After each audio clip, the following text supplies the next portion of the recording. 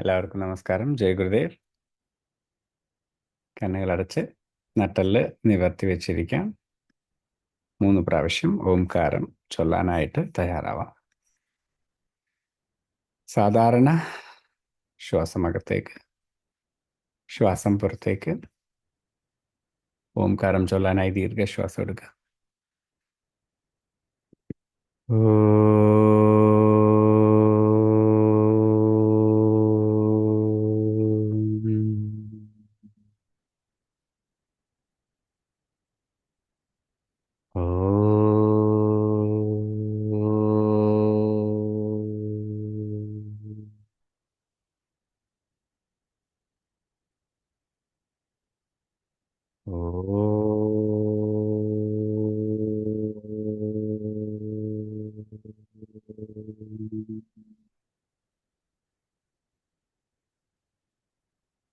ഗുരുർബ്രഹ്മാ ഗുരുർവിഷ്ണു ഗുരുർദേവോ മഹേശ്വരഃ ഗുരുർ സാക്ഷാൽ പരബ്രഹ്മ തസ്മൈ ശ്രീ ഗുരവേ നമഃ.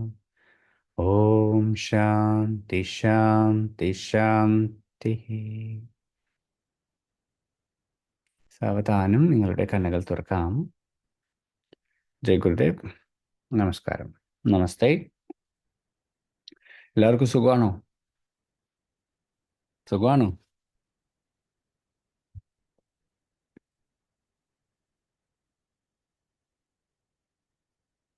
യെസ്. ഇന്നത്തെ വരികളിലേക്ക് കിടക്കാം. ഇന്നത്തെ വരികൾ ഇങ്ങനെയാണ്. ന പുണ്യം ന പാപം ന സൗഖ്യം ന ദുഃഖം ന മന്ത്രോ ന തീർത്ഥം ന വേദ ന യജ്ഞ അഹം ഭോജനം നൈവ ഭോജ്യം ന ഭോക്ത ചിദാനന്ദരൂപ ശിവോഹം ശിവോഹം എന്ന് വെച്ചാൽ ഓക്കെ, പാപവും പുണ്യവും ഒക്കെ പറയാറില്ലേ?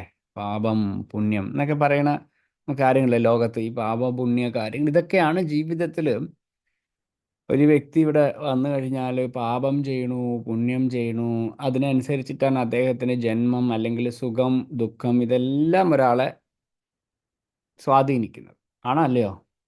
നോക്കുകയാണെങ്കിൽ ചില മതങ്ങളിലൊക്കെ പുണ്യം ചെയ്യാൻ വളരെ തിരക്കാണ്, സ്വർഗം കിട്ടാൻ വേണ്ടിയിട്ടേ. സ്വർഗത്തിൽ അതാണ് ആനയാണ് ചേനയാണെന്നൊക്കെ പറഞ്ഞിട്ട് അല്ലേ ചില വിഭാഗക്കാര് ഉണ്ടാവില്ലയോ? നിങ്ങൾക്കറിയാം, ആളുകൾ മതം വരെ മാറ്റും. വേറെ ഇതിൽ പോയി കഴിഞ്ഞാൽ നിങ്ങൾ പുണ്യം ചെയ്ത് ഇവിടെ ഇരുന്നിട്ട് എങ്ങനെയാണ്? അതിനുവേണ്ടി ഇവിടെ കഷ്ടപ്പെടുകയാണ്. എന്തിനാണ്? സ്വർഗത്തിൽ എന്തോ കിട്ടാൻ. ഉം. പിന്നെ പാപം. പാപം പിന്നെ ചില ആളുകൾ ചെയ്യണത് പാപമാണെന്ന് അറിയാതെ തന്നെ ചെയ്തുകൊണ്ടിരിക്കുകയാണ്. ആ ജീവിതത്തിൻ്റെ ഭാഗമായിട്ട് പാപം പുണ്യം ഇതൊക്കെ ഒരു മനുഷ്യനെ ബാധിക്കുന്നുണ്ടോ ചോദിച്ചാൽ ബാധിക്കുന്നുണ്ട്. അദ്ദേഹത്തിൻ്റെ പൂർവ്വ അല്ലെ അദ്ദേഹത്തിന് ജന്മാന്തരങ്ങളായിട്ട് ഇത് ഈ ചെയ്ത പാപ പുണ്യ കർമ്മങ്ങളെല്ലാം നമ്മളെ സ്വാധീനിക്കുന്നുണ്ട്. ഇത് ഇങ്ങോട്ടേക്ക് വരാൻ വീണ്ടും വീണ്ടും ജന്മം എടുക്കാൻ കാരണമുണ്ട്. ആണോ അല്ലയോ? അതല്ലേ പറഞ്ഞത് അല്ലേ? പാപം പുണ്യം എന്ന് പറയുന്നത്, പാപം എന്ന് പറഞ്ഞാൽ ഇരുമ്പ് ചങ്ങലയും പുണ്യം എന്ന് പറഞ്ഞാൽ എന്ത് ചങ്ങലയാണ്? സ്വർണം കൊണ്ടുണ്ടാക്കിയ ചങ്ങലയുമാണ്. ചങ്ങല എന്ന് വെച്ചാൽ കെട്ടിയിടുന്ന ചങ്ങല, ഒരു മനുഷ്യനെ തളച്ചിടുന്ന ചങ്ങല. ആനയുടെ ചങ്ങല കണ്ടിട്ടില്ലേ? ആനയെ സ്വതന്ത്രനായി നടക്കുന്ന ആനയെ പിടിച്ച് കൊണ്ടുപോയിട്ട് കെട്ടിയിട്ടിട്ട് പൂരത്തിന് കൊണ്ടുനിന്ന് വെടിപൊട്ടിക്കുക അവിടെ. ചെണ്ടമാളം കൊട്ടുക. ഇതൊക്കെ ചെയ്യാറില്ലേ? യെസ്. പൂര കമ്മിറ്റിക്കാരും ഉണ്ടെങ്കിൽ എന്നോട് ദേഷ്യപ്പെട്ടതേ. ഓക്കെ.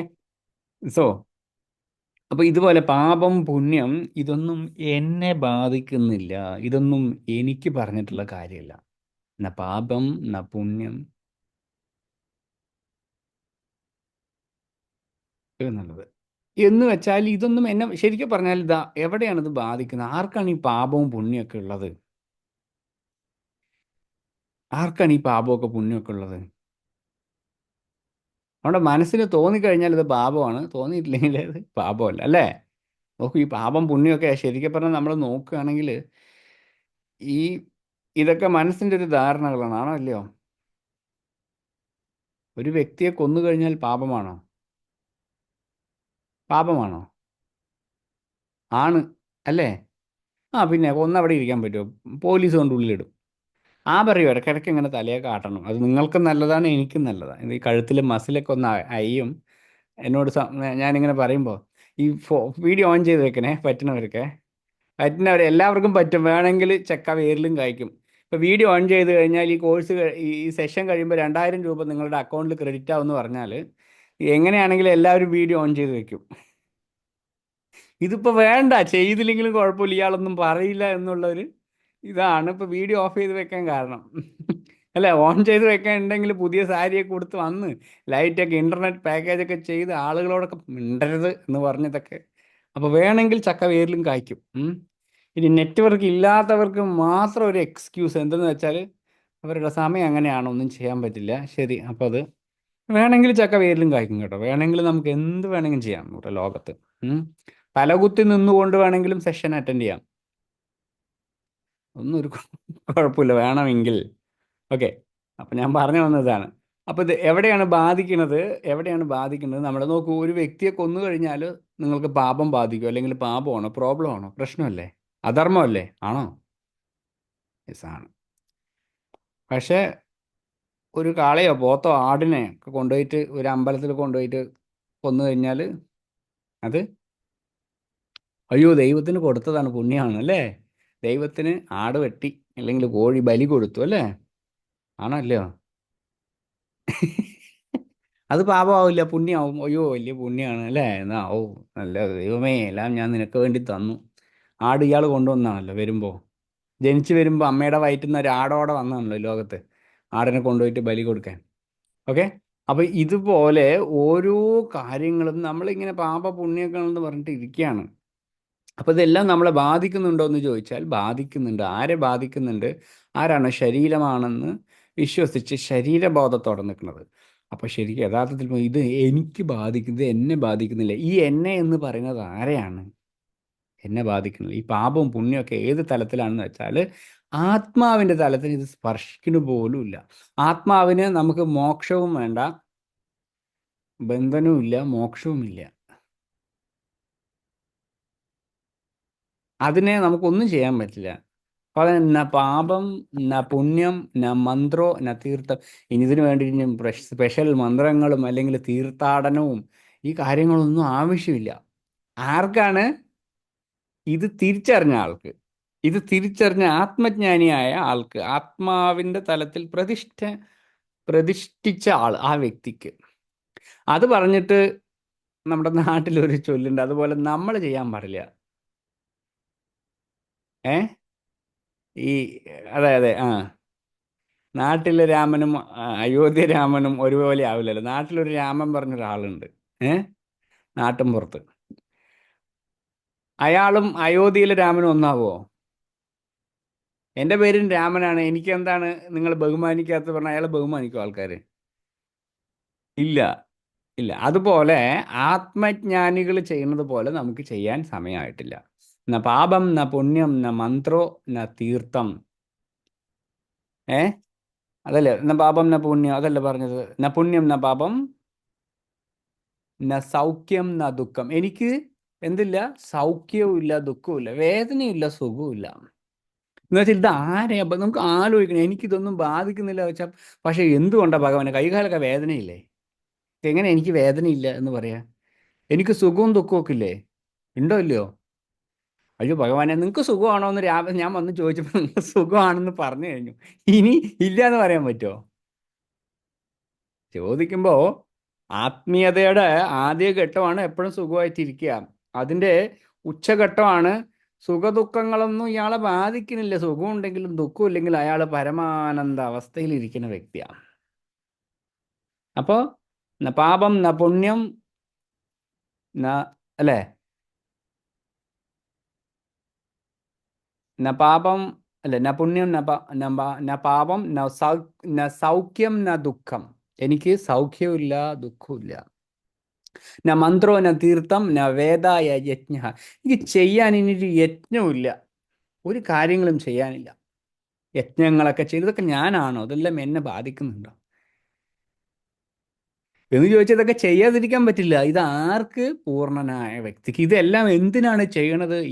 ഈ എല്ലാ പ്രവൃത്തികളുടെയും അന്ത്യമായ ഉദ്ദേശം ആ പരമമായ അവസ്ഥയെ നേടാൻ. അപ്പം ഇദ്ദേഹം പറയുന്നു, ഇതൊന്നും എന്നെ ബാധിക്കുന്നില്ല, ഇതൊന്നും എനിക്ക് ബാധകമല്ല.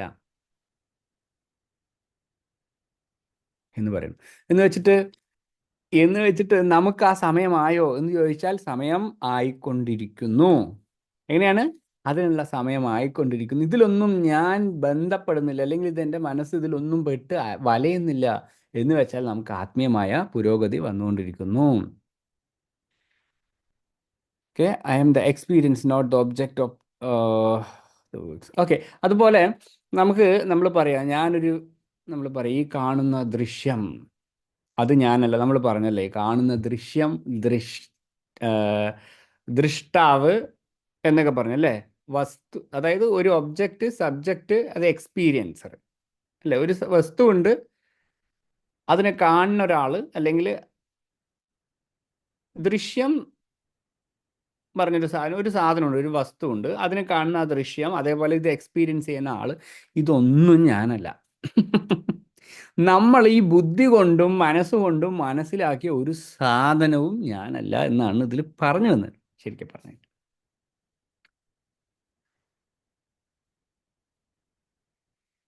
ഇതെങ്ങനെ ഇപ്പോൾ മനസ്സിലാവും ഭഗവാൻ? ഇത് നമുക്ക് ആകെ ആലോചിച്ചിട്ട് ഒരു അന്തവും കിട്ടുന്നില്ല എന്ന് പറഞ്ഞതുപോലെയാണ്.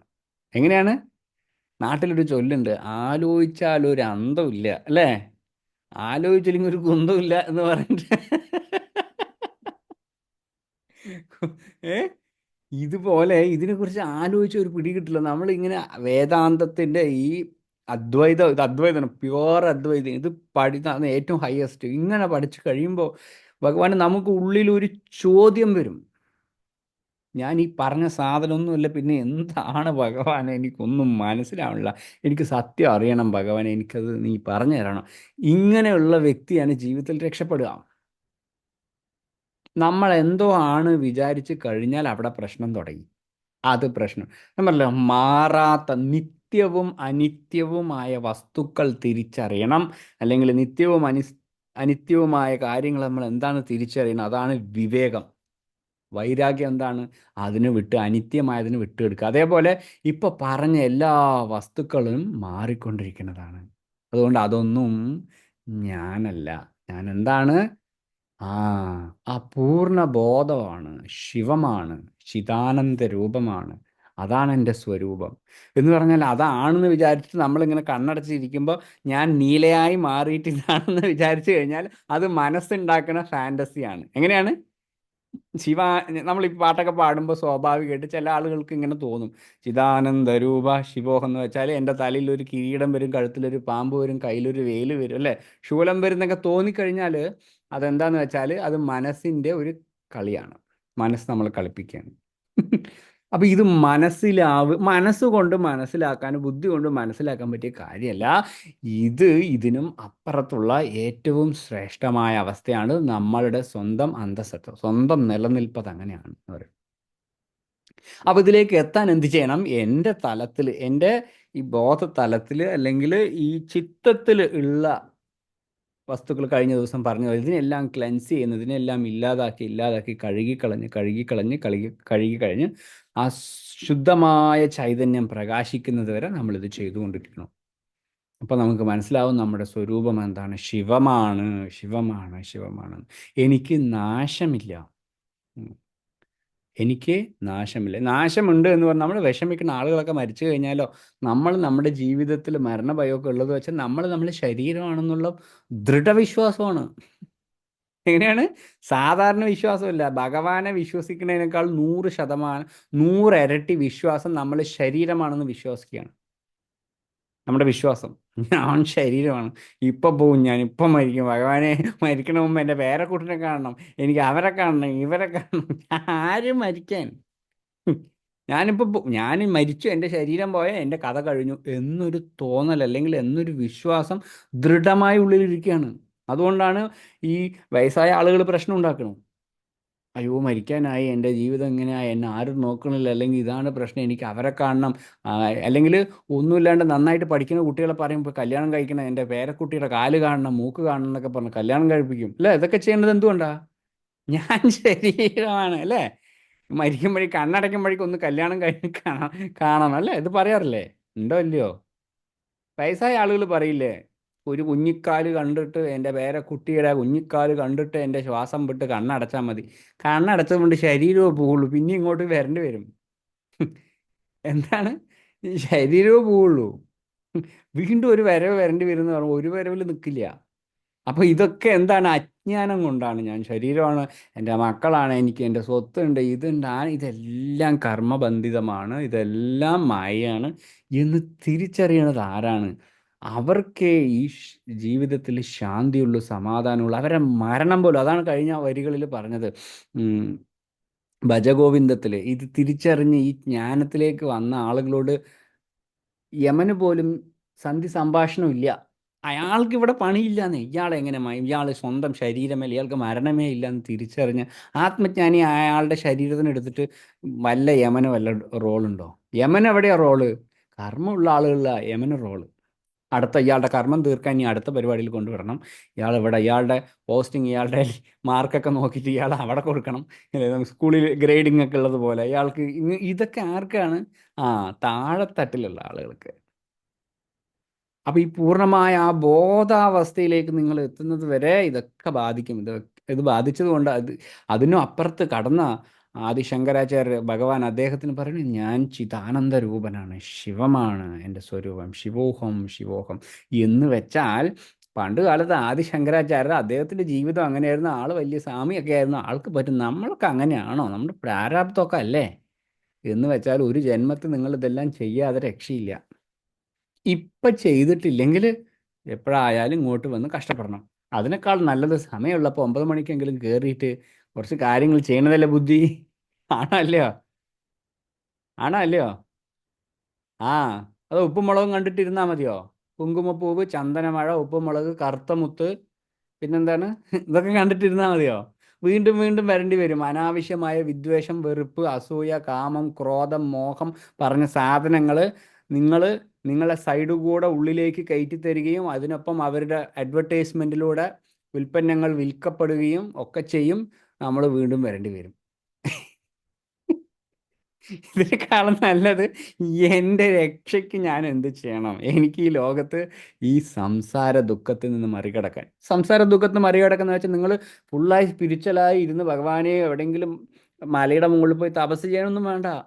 ഈ സത്യം മനസ്സിലായി ഈ സത്യത്തോട് അടുത്ത് കഴിഞ്ഞ് ഈ പ്രവർത്തനം ചെയ്യുമ്പോഴത്തേന് ജീവിതത്തിൽ ശാന്തിയും സമാധാനവും സന്തോഷമൊക്കെ വളരെ സുലഭമായിട്ട് വരും. നിങ്ങൾ വീട്ടമ്മയാണോ, വീട്ടച്ഛനാണോ, ഗൃഹനാഥനാണോ, കുട്ടിയാണോ, ചട്ടിയാണോ, എന്താണെങ്കിലും നിങ്ങൾക്ക് ആ സാധനം വരും. ഇനി ഇതിന് വേണ്ടിയിട്ട് പ്രത്യേകം നിങ്ങൾ കാവ്യം കൊടുത്ത് ഒന്നും ചെയ്യണ്ട. എല്ലാവർക്കും പറഞ്ഞിട്ടുള്ളതാ. അതാണ് നമ്മുടെ ഗുരുവിൻ്റെയൊക്കെ പ്രത്യേകത. എല്ലാവർക്കും പറഞ്ഞിട്ടുള്ളതാ.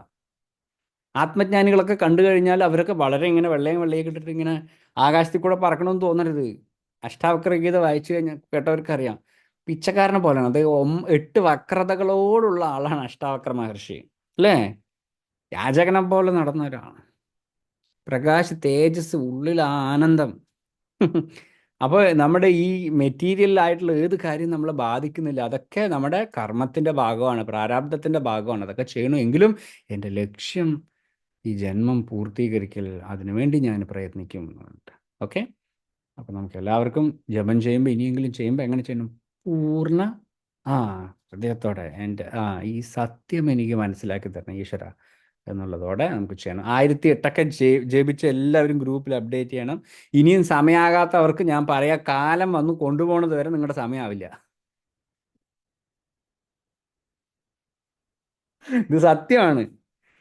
ഈ ഗ്രൂപ്പിൽ അപ്ഡേറ്റ് ചെയ്തില്ലെങ്കിലും കുഴപ്പമില്ല, ജപിക്കൂ പ്ലീസ്, ദയവ് ചെയ്ത് ജപിക്കൂ. ഏ സമയമായിട്ടില്ല സമയമായിട്ടില്ല എന്ന് പറയുമ്പോൾ നമ്മൾ ഈ സമയമായിട്ടില്ല നോക്കട്ടെ, സമയമാവട്ടെ, ഇനി സമയമില്ല സമയമില്ല എന്ന് പറയുമ്പോൾ മുകളിൽ നിന്ന് ഒരു വിളി വരും, നിന്റെ സമയം കഴിഞ്ഞിരിക്കുന്നു എന്ന് പറഞ്ഞിട്ട്. ആ സമയത്ത് ബായ് ബായ് പോലും പറയാൻ പാടില്ല. നടന്ന് ഇരട്ടി വീണ ആൾ അപ്പം തന്നെ പോയിരിക്കുക മരിച്ചിട്ട്. എങ്ങനെയാണ് ഇറങ്ങുന്ന? വൈകുന്നേരം മൂത്രമൊഴിക്കണമെന്ന് ഇറങ്ങിയതാ ബെഡിൽ നിന്ന്, അവിടെ തന്നെ പോയിരിക്കുക. വേറെ ഒരാൾ എന്ത് ചെയ്തിരിക്കുക? ഈ വിമാനം തകർന്ന് വീണതാ, ആ മനുഷ്യൻ രക്ഷപ്പെട്ടിരിക്കുക. ഇപ്പൊ കർമ്മമൊക്കെ ഇതൊക്കെ ബാധകമാണ്. ഇപ്പൊ സമയമായ ആള് നമ്മൾ പിടിച്ചു വെക്കാൻ പറ്റില്ല. അപ്പൊ ഈ സമയമായിട്ടില്ല എന്ന എക്സ്ക്യൂസ് മാറ്റി എന്ത് ചെയ്യണം? യെസ്, എനിക്ക് എത്ര സമയമുണ്ടെന്ന് എനിക്കറിയില്ല, ഇന്നലെയോളം എന്തെന്നറിയില്ല, ഇനി നാളെയും എന്തെന്നറിയില്ല,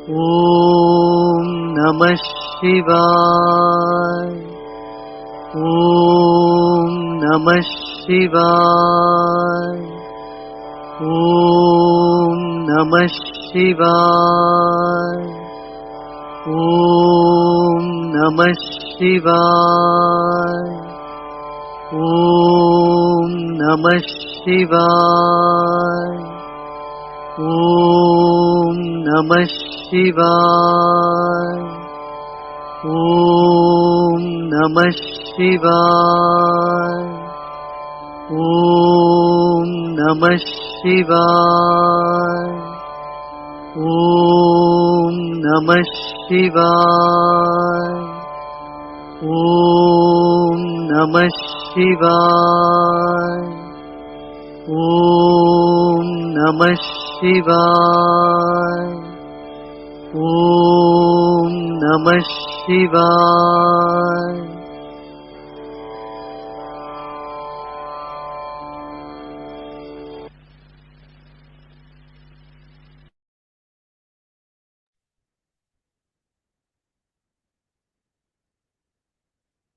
കണ്ണുകളടച്ച് വെച്ച് ശ്വാസത്തിൽ ശ്രദ്ധിച്ച് ധ്യാനം ചെയ്യാവുന്നതാണ്.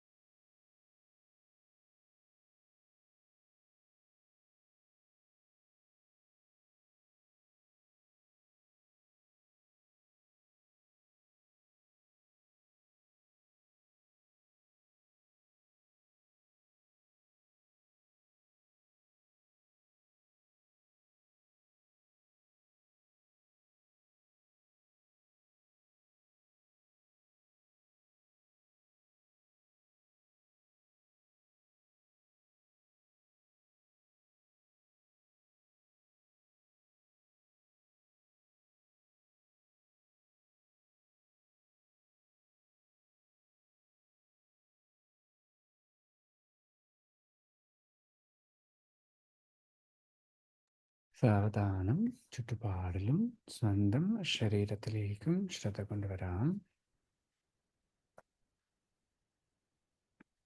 ഒരു ദീർഘ ശ്വാസം ഉള്ളിലേക്കെടുക്കാം, ശ്വാസം പുറത്തുവിടാം.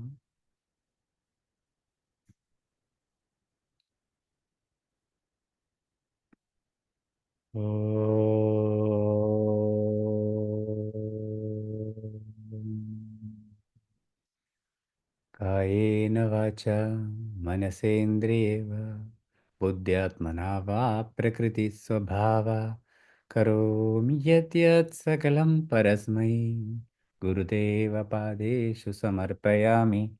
സർവം ഗുരുദേവപാദേഷു സമർപ്പയാമി. സർവം ഗുരുദേവപാദേഷു സമർപ്പയാമി. ഓം സർവേ ഭവന്തു സുഖിനഃ, സർവേ സന്തു നിരാമയ, സർവേ ഭദ്രാണി പശ്യന്തു, മാ കശ്ചിത് ദുഃഖഭാഗ് ഭവേത്. ഓം ശാന്തി ശാന്തി ശാന്തി. കണ്ണുകൾ അടഞ്ഞു തന്നെ ഇരിക്കട്ടെ. നമുക്കെല്ലാവർക്കും ഈ സകല ചരാചരങ്ങളുടെ നന്മയ്ക്കും ഈശ്വര സാക്ഷാത്കാരത്തിനും വേണ്ടി എല്ലാവരെയും അനുഗ്രഹിക്കാവുന്നതാണ്.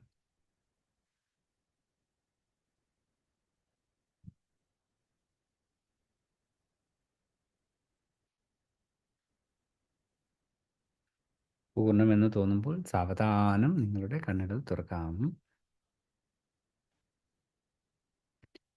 ജയ ഗുരുദേവ്.